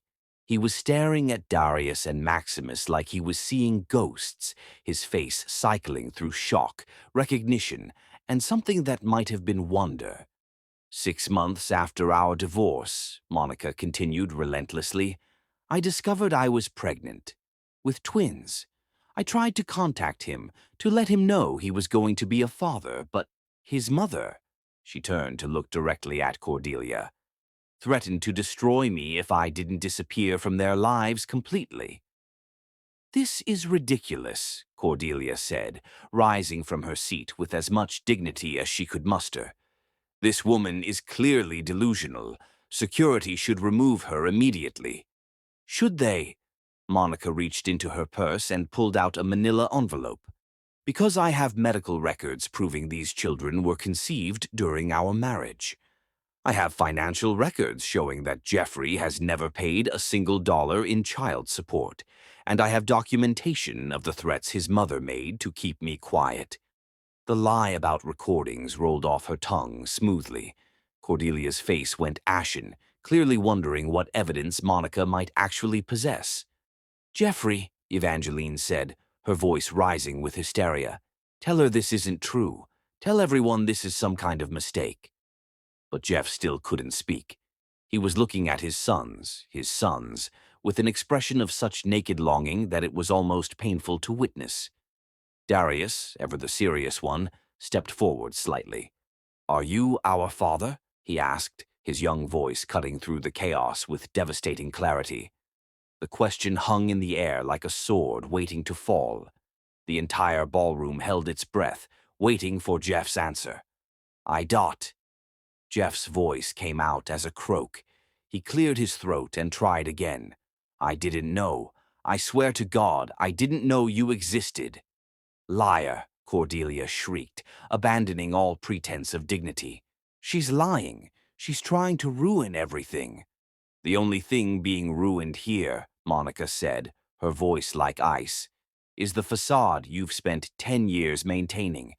These boys deserve to know their father, and their father deserves to know what his choices cost him." She turned to face Jeff directly, and for a moment it was just the two of them, 10 years of pain and transformation hanging between them like a bridge. "You threw me away," she said quietly, but her voice carried in the stunned silence. "You said I wasn't enough, that I couldn't give you what you needed. But I gave you everything you ever dreamed of, Jeff. I gave you 2 sons who are brilliant and beautiful and better than you ever deserved." "Monica, please." Jeff stepped toward her, his hand outstretched. "No." Monica's voice cracked like a whip. "You don't get to please me. You don't get to pretend this is some tragic misunderstanding. You chose to believe your mother over your wife. You chose to give up rather than fight for our family. You chose to walk away from love because it wasn't easy enough for you. I was young and stupid. You were weak," Monica corrected. "And you still are. Look around, Jeff. Look at this ridiculous circus your mother has orchestrated. You're marrying a woman you don't love to please a woman who will never be satisfied no matter what you sacrifice." Evangeline let out a sob that echoed through the ballroom. "This can't be happening. This can't be real." "It's very real," Monica said, not unkindly. "And I'm sorry you had to find out this way, but you deserve better than a man who's still letting his mother run his life at 35. "Enough!" Cordelia's voice rose to a shriek. "I will not stand here and listen to this nobody destroy my family." Monica turned to face her former mother-in-law, and when she smiled, it was the expression of a predator who had finally cornered her prey. "Nobody?" Monica's laugh was like broken glass. "I'm one of the most successful family lawyers in Chicago. I own a law firm, a house in Lincoln Park, and I've raised 2 children who will change the world. What exactly have you accomplished, Cordelia, besides poisoning your son against anyone who might actually love him?" The ballroom erupted in whispers and shocked exclamations. Camera phones appeared as guests began documenting what would surely become Chicago's most talked-about social scandal. "Security!" Cordelia screamed. "Remove these people immediately." But Monica wasn't finished. She pulled a thick folder from her purse and held it up for everyone to see. "Before you call security," she said, her voice carrying over the chaos, "you might want to know that I have complete financial records for Hankins Construction. 6 months behind on loan payments, facing foreclosure, and hemorrhaging money. The only thing keeping them afloat is the Cross family's money, which explains this hasty marriage to a woman Jeff barely knows." Evangeline's father, a distinguished man in his 60s, rose from his seat with murder in his eyes. "Is this true, Hankins?" Jeff looked like a man drowning, his carefully constructed world crashing down around him. "Mr. Cross, I can explain." "Can you?" Monica interjected. "Can you explain how you've been lying to this family about your financial situation? Can you explain how you've let your mother manipulate you into a marriage based on deception and greed?" "Jeffrey," Evangeline sobbed, her perfect makeup running down her cheeks, "how could you do this to me?" And that's when Jeff finally found his voice. "Because I'm exactly who she said I am," he said, his words carrying across the ballroom with devastating clarity. "I'm weak. I'm a coward. And I've been lying to myself for 10 years about who I really am and what I really want." He turned to look at Monica and his sons, and his voice broke. "I want them," he whispered. "I want my boys. I want the family I was too stupid to fight for." "Well, you can't have them," Monica said, her voice final as a judge's gavel. "You gave up that right when you chose her over me." She nodded toward Cordelia, then looked around the ballroom at all the shocked, staring faces. "Ladies and gentlemen, you came here to witness a wedding. Instead, you've witnessed the truth. Jeffrey Hankins is a man who abandons his family when things get difficult and lies to get what he wants. Evangeline Cross is better off without him. Monica took her son's hands and began walking back down the aisle, her head held high, leaving devastation in her wake. Behind her, she could hear Evangeline sobbing, Cordelia screaming accusations, and the general chaos of 200 people trying to process what they'd just witnessed. At the ballroom doors, Monica turned back for one last look at the wreckage of Jeff's carefully planned future. He was standing alone at the altar, abandoned by his bride and his mother, staring after the family he'd never known he had and would never be allowed to claim. "Justice," Monica whispered to herself as she walked away. The thunder had spoken, and the storm was complete. Chapter 9. The Slap That Echoed Through Time. Monica had barely made it to the hotel's marble lobby when she heard her name being called. She turned to see Jeff running after them, his expensive tuxedo disheveled, his face flushed with desperation and something that looked like hope. "Monica, wait, please." She stopped, placing protective hands on her son's shoulders as Jeff skidded to a halt in front of them. Up close, she could see the tears in his eyes, the way his hands shook as he stared at Darius and Maximus, like they were miracles he was afraid would vanish if he looked away. "Are they really mine?" Jeff's voice broke as he stared at Darius and Maximus, like they were miracles he was afraid would vanish. "Yes," Monica said simply. "They're yours, were yours. You gave up any claim to them 10 years ago." Jeff fell to his knees in the middle of the Ritz-Carlton lobby, bringing himself to eye level with his sons. Several wedding guests had followed them out and were watching the scene unfold with fascination, their phones already documenting what would be tomorrow's headlines.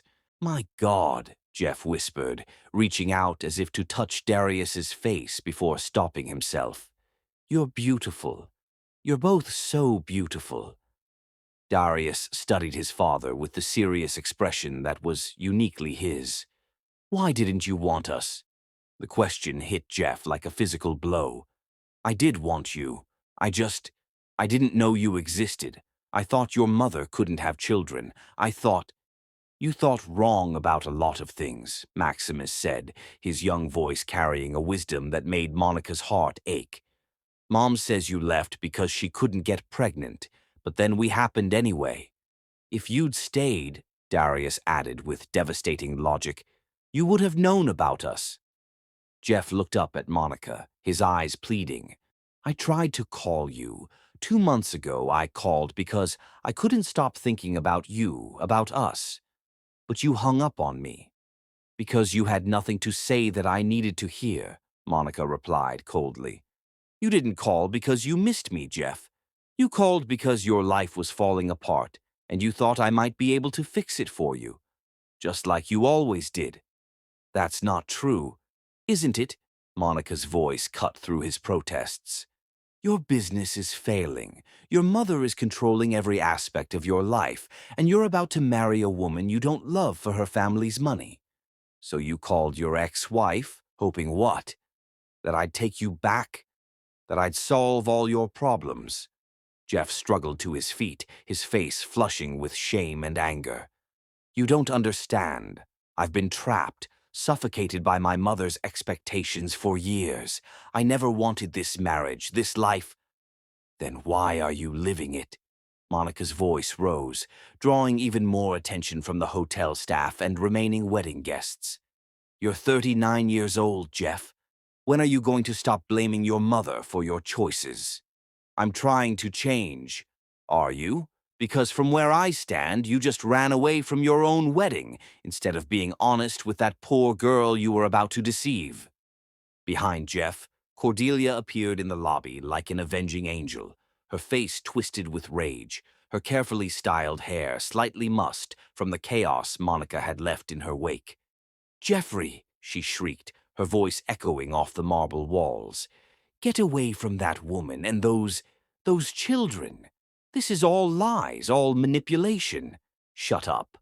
Jeff's voice was so quiet that Monica almost didn't hear it, but Cordelia heard it, and her face went white with shock. "What did you say to me?" "I said shut up." Jeff turned to face his mother, and for the first time in his adult life, there was steel in his voice.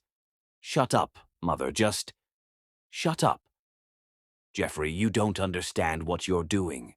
This woman is trying to destroy our family." "No," Jeff said, his voice growing stronger. "You destroyed our family. You destroyed my marriage. You've been destroying my life for 35 years, and you just destroyed any chance I had of knowing my own children."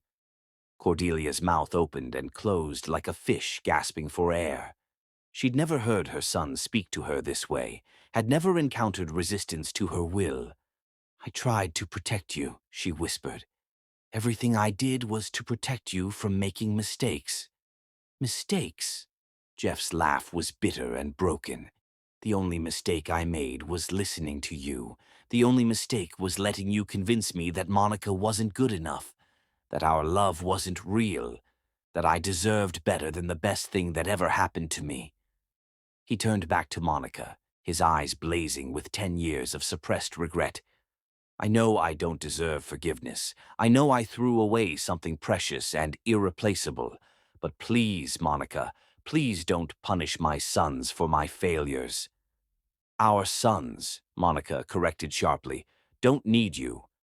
They've never needed you. I've raised them alone for 10 years, and they're perfect exactly as they are. But they deserve to know their father. Do they?" Monica's voice was like ice. "Do they deserve to know a man who's so weak he let his mother choose his wife? Do they deserve a father who gives up the moment things get difficult? Do they deserve to have their hearts broken the way you broke mine?"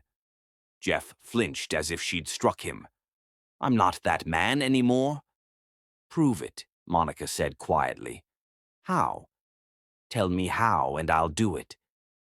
Monica looked at this man who had once been her whole world, who had destroyed her so completely that she'd had to rebuild herself from ashes. She thought about the scared, pregnant woman she'd been 10 years ago, begging for scraps of acknowledgement from people who saw her as disposable. Then she thought about who she was now, successful, powerful, feared by men like him throughout the city. She thought about her sons, brilliant and strong and utterly devoted to her. She thought about the life she'd built without him, better than anything he could have given her. "You want to prove you've changed?" Monica asked.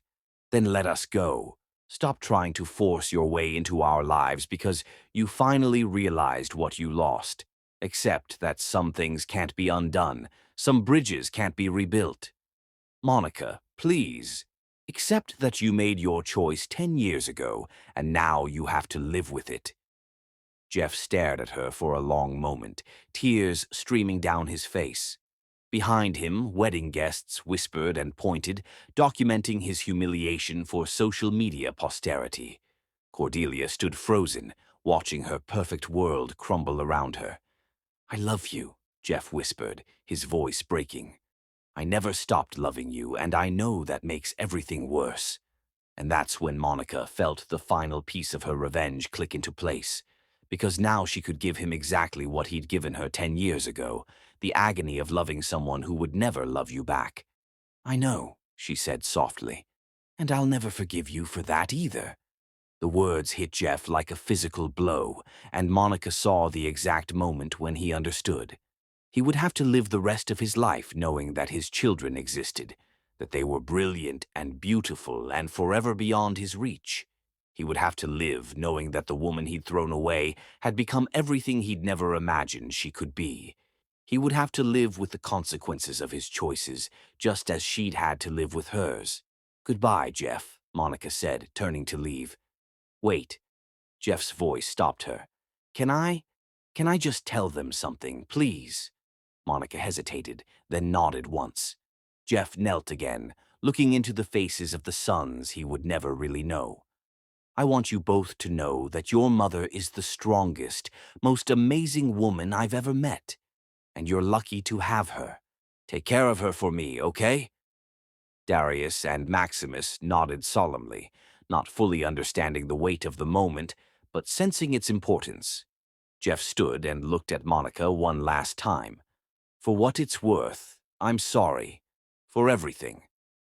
Monica studied his face, seeing genuine remorse there alongside the pain. After 10 years of anger and hurt, she found that she had one more gift to give him. She stepped forward and, with the same force he'd used on her a decade ago, slapped him across the face. The sound echoed through the marble lobby like a gunshot. Jeff's head snapped to the side, his cheek immediately reddening with the imprint of her hand. "That," Monica said quietly, "is for the woman you destroyed 10 years ago, the one who begged you to love her enough to fight for your marriage." Jeff stood there, his hand pressed to his burning cheek, understanding finally dawning in his eyes. "And this," Monica continued, taking her son's hands, "is for the woman I became without you." She walked toward the hotel's revolving doors, her head held high, her children beside her. Behind her, she could hear the chaos continuing, Cordelia's voice rising in fresh hysteria, guests excitedly discussing what they'd witnessed, hotel staff trying to restore order. But Monica didn't look back. She'd said everything she needed to say, done everything she'd come to do. The score was settled, the debt was paid, and she was finally, completely, free. Chapter 10, Crown of Fire and Diamonds. 3 months after the wedding that became Chicago's most talked-about social disaster, Monica stood in her corner office watching the city skyline. The headlines had been spectacular. "Wedding Crasher Exposes Groom's Secret Children." "Chicago's Most Feared Lawyer Destroys Society Wedding." The story had gone viral within hours, making Monica a symbol of female empowerment and justice served cold. Her law firm had been flooded with new clients, women who'd been dismissed, discarded, and underestimated by powerful men who thought they could control the narrative of their own destruction. Elena knocked on her office door, carrying the afternoon mail and wearing the satisfied smile of someone who'd watched her boss become a legend. "The interview requests are still pouring in," Elena announced, setting down a stack of letters from producers, journalists, and book publishers. Good Morning America called again. They really want you for their women's empowerment segment. "Maybe next month," Monica said, her attention caught by a particular envelope mixed in with the fan mail. The return address made her stomach clench. Hankins Construction. "Also," Elena continued, "Dr. Delacroix called to confirm dinner tonight. He said to remind you that Darius and Maximus are excited about the Cubs game this weekend." Monica smiled despite the tension caused by Jeff's letter. Raphael Delacroix had entered their lives 2 months ago, quite literally running into her at the hospital when she'd taken Maximus in for a soccer injury. He was a pediatrician with kind eyes and gentle hands, and he'd charmed both her sons within minutes of meeting them. More importantly, he looked at Monica like she was a wonder, not a conquest. He admired her strength rather than being intimidated by it. And when he kissed her, which he'd done for the first time just last week, she felt something she'd thought was dead forever, the possibility of love without conditions. "Tell him 7 o'clock, Monica said. "And Elena?" "Hold my calls for a few minutes." After Elena left, Monica opened Jeff's letter with hands that barely trembled. The handwriting was the same as she remembered, though perhaps more shaky than it had been 10 years ago. "Monica, I know I have no right to contact you after what happened at the wedding, but I needed you to know how the story ends. Mother moved to Florida 2 weeks ago. She couldn't handle the social humiliation, the way her friends whispered about her at the country club. The house is being sold to pay off the company's debts. Everything she built her identity around is gone. I've closed Hankins Construction. I should have done it years ago instead of trying to preserve something that was already dead. I'm working for a solar energy company now, not glamorous but Honest work for a company that's actually trying to make the world better. I've been going to therapy. Dr. Martinez says I have much work to do, understanding why I let fear control my life for so long. She says healing isn't about forgiveness from others.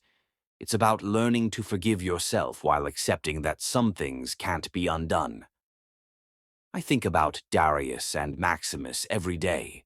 I wonder what they're learning in school, whether Maximus still wants to be a marine biologist, whether Darius is still reading books about ancient Rome. I wonder if they ever think about me, if they understand why I wasn't there for their first steps, their first words, their first days of school. I know you were right to keep them from me. I know I forfeited any claim to them when I chose my mother's approval over fighting for our family, but I want you to know that meeting them, even for those few minutes, was the most important moment of my life. You were right about everything. I was weak. I was a coward. I threw away something irreplaceable because I was too afraid to stand up to the woman who raised me to be exactly like her, controlling, bitter, and unable to love without conditions. But you were wrong about one thing. You said I'd live the rest of my life knowing what I lost. The truth is, I didn't lose you and our boys. I never deserved you in the first place. You became magnificent in spite of me, not because of me.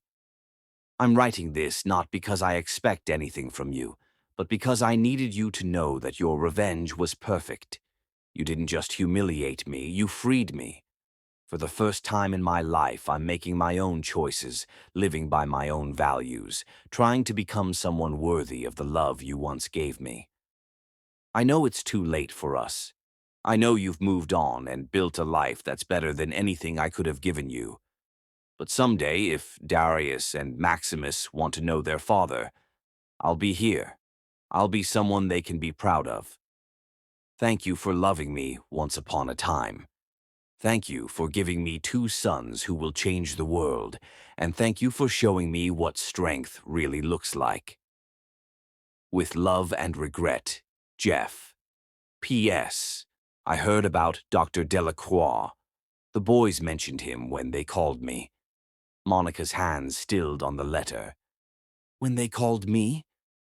She was still processing this revelation when Darius appeared in her office doorway, looking guilty and determined in equal measure. Mom? Can we talk? Did you call your father? Monica asked, her voice carefully controlled. Darius nodded, his chin lifting with defiance that reminded her powerfully of herself. Maximus and I researched our family history for a school project. We found newspaper articles about the wedding, and they had his company name. We called Hankins Construction and asked to speak with him. Darius, we just wanted to talk to him, her son continued, stepping into the office with the measured pace of someone delivering a prepared speech. We're not trying to hurt you or replace you or anything like that. We wanted to understand. Monica sank into her chair, feeling like the ground had shifted beneath her feet. Understand what? Why he left. Why he didn't fight for us. Whether he's sorry. And what did you discover? Maximus appeared beside his brother, the two of them presenting a united front. He's really sorry, Mom. Like really, really sorry. He cried when we told him about our science fair projects and our soccer games. He said he knows he doesn't deserve to be our dad, Darius added. But he asked if maybe we could be friends someday. You know, when we're old enough to decide for ourselves. Monica looked at her sons, these brilliant, compassionate boys who'd somehow learned to forgive in ways that she was still struggling with, and felt something shift in her chest. How do you feel about that? She asked carefully. We love you more than anything, Maximus said immediately. You're the best mom in the world, and we never want to hurt you. But, Monica prompted. But he's part of our story, Darius said quietly. And maybe we want to understand that part too. Monica was quiet for a long moment, thinking about the scared woman she'd been 10 years ago and the powerful one she'd become. She thought about revenge and justice and the difference between the two. She thought about her sons, who'd somehow learned grace in ways that she was still learning. "What did you tell him?" she asked finally. "That we'd think about it," Maximus said, "and that any decisions would have to be okay with you first." "Because you're our mom," Darius added, "and you've never let us down." Monica felt tears prick her eyes. These boys, who'd been her salvation and her purpose for 10 years, were teaching her something about forgiveness that she'd never learned in all her courtroom victories. "I need to think about this," she said finally. "We know," they said in unison, and something about their synchronized response made her laugh, despite everything. That evening, as she sat across from Raphael at their favorite restaurant, Monica found herself telling him about Jeff's letter and her son's phone calls. "How do you feel about it?" Raphael asked, his dark eyes serious and understanding.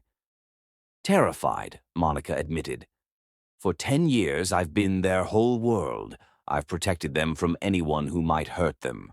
What if letting him back in, even peripherally, damages what we've built?"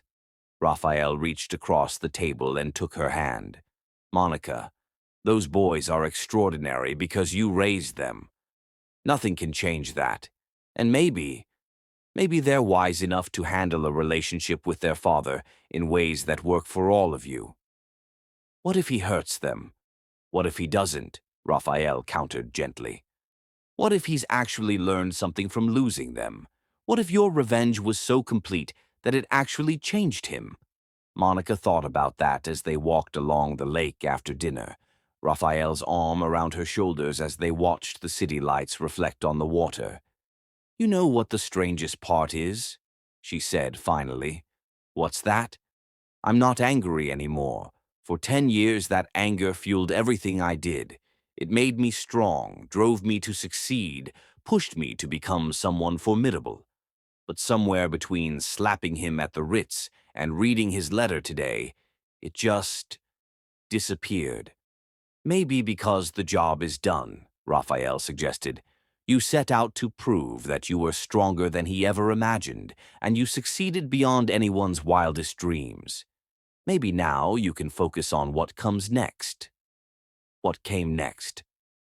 Monica looked at this good man who loved her without conditions, who treated her sons like they were precious gifts, who saw her power as something to celebrate rather than something to fear. "What comes next?" she repeated, liking the sound of it. 6 months later, Monica stood in the rose garden behind her Lincoln Park house, watching Darius and Maximus play catch with Raphael while she put the finishing touches on the adoption papers that would make him their stepfather. Jeff had kept his word. He'd worked with a therapist, found meaningful employment, and slowly, carefully, built a friendship with his sons through letters and occasional supervised visits. He'd never pushed for more than they were comfortable giving, never tried to insert himself into their daily lives. When Raphael had proposed 3 months ago, both boys had enthusiastically given their approval. When they'd asked if they could invite Jeff to the wedding, Monica had surprised herself by saying yes. "Mrs. Delacroix," Raphael called out, using the name she'd take in 2 weeks when they married in this same garden.